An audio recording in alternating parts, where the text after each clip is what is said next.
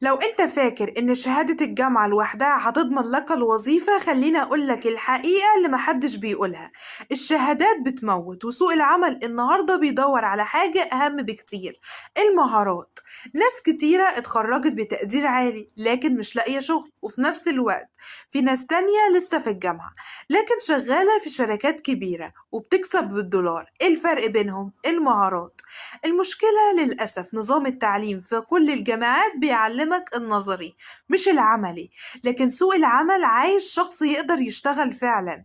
الشركات دلوقتي بتسأل سؤال واحد بس: هل هتقدر تحل مشكلة ايه؟ هتفيدني بايه؟ هتقدم ايه؟ هل عندك مهارات حقيقية؟ مش بيسألوك جبت كام في الامتحان، بيسألوك تقدر تعمل ايه. الحل: لو انت لسه طالب في الكلية فانت لسه عندك فرصة ذهبية تغير مستقبلك بالكامل.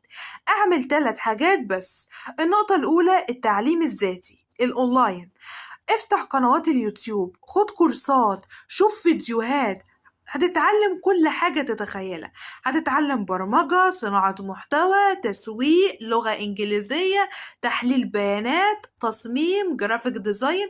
كل المهارات دي مطلوبة في سوق العمل وبتدخل فلوس كتيرة جدا. ايه الفرق بين الشخص العادي والشخص الناجح؟ الشخص العادي مش بيطور من نفسه، أما الشخص الناجح بيتعلم باستمرار، بيطور نفسه. النقطة التانية: لينكد إن. تاني حاجة مهمة جدا، اهتم بحسابك على لينكد إن. لينكد إن مش مجرد صفحة، ده أكبر منصة توظيف في العالم.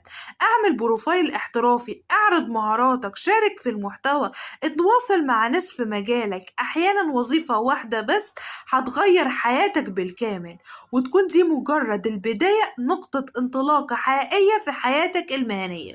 النقطة الثالثة: الشهادات المهنية الدولية. دي مطلوبة جدا في سوق العمل وبتدخل فلوس كتيرة جدا. الشهادات المهنية قيمتها في سوق العمل أقوى من شهادة الجامعة نفسها. ليه؟ لأنها بتثبت إنك فعلا عندك مهارة حقيقية، لأنها بتعلمك حاجة عملية جوه نظام الشركات، مش مجرد دراسة نظرية وتقدير ودرجة وخلاص.